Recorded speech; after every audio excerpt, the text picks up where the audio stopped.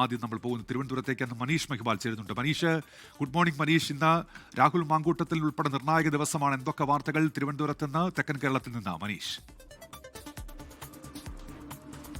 ഉന്മേഷ്, ഇത് പ്രധാനപ്പെട്ട രണ്ട് വാർത്തകളാണുള്ളത്. അതിൽ ഒന്ന് ശബരിമല കേസും മറ്റൊന്ന് രാഹുൽ മാങ്കൂട്ടത്തിന്റെ വിഷയമാണ്. രണ്ട് വിഷയത്തിലും കോടതിയുടെ തീരുമാനം അതിനിർണായകമായിരിക്കും. ഏറ്റവും പ്രധാനപ്പെട്ട കാര്യം, രാഹുൽ മാങ്കൂട്ടത്തിൽ നിലവിൽ 7 ദിവസമായി ഒളിവിലാണ്. രാഹുൽ മാങ്കൂട്ടത്തിൽ ഇന്നലെ കൊടുത്ത ഹർജി അനുസരിച്ച് ഇതൊരു രഹസ്യ സ്വഭാവമായി കേസ് പരിഗണിക്കണമെന്നും അടച്ചിട്ട കോടതി മുറിയിൽ ഈ കേസ് പരിഗണിക്കണമെന്ന ആവശ്യമാണ് നിലവിൽ കോടതിയിൽ ഹർജിയായി നൽകിയിട്ടുള്ളത്. ഇത് കോടതി പരിഗണിക്കും. തിരുവനന്തപുരം സെഷൻസ് കോടതിയാണ് രാഹുൽ മാങ്കൂട്ടത്തിന്റെ ജാമ്യം, മുൻകൂർ ജാമ്യത്തെ സംബന്ധിച്ച് പരിഗണിക്കുന്നത്. ജാമ്യം പരിഗണിക്കുമോ ഇല്ലയോ എന്നുള്ളതാണ് ഏറ്റവും പ്രധാനപ്പെട്ട കാര്യം. ഒപ്പം തന്നെ ഈ അടച്ചിട്ട മുറി, സാധാരണഗതിയിലൊക്കെ തന്നെ ഇരകളാണ് ഈ രീതിയിൽ കോടതി ഈ രീതിയിൽ സമീപിക്കും. പക്ഷേ ഇത്തവണ ഈ കേസിൽ പ്രതിയാണ് ഈ രീതിയിൽ സമീപിച്ചിട്ടുള്ളത്. പ്രത്യേകത കൂടിയുണ്ട്.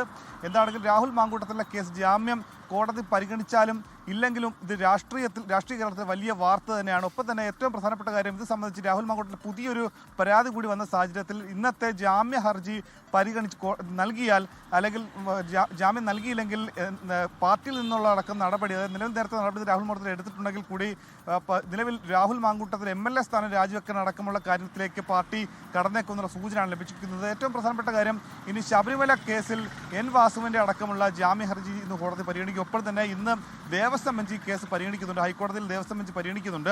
അങ്ങനെയാണെങ്കിൽ ഇന്ന് മൂന്നാമത്തെ ഇടക്കാല റിപ്പോർട്ട് കൂടി കോടതിയിൽ സമർപ്പിച്ചേക്കും. ഒപ്പം തന്നെ ഇന്ന് കാലാവധി തീരുമ്പോൾ SIT കൂടുതൽ സമയം കേസിനായി ബന്ധപ്പെട്ട് കൂടി ആവശ്യപ്പെട്ടേക്കാം.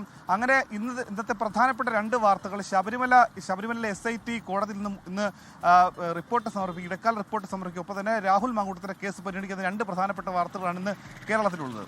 ശരി, മനീഷ് മെഹ്വാലാണ് തിരുവനന്തപുരത്ത് നിന്ന് വാർത്തയുടെ വിശദാംശങ്ങൾ നൽകിയത്.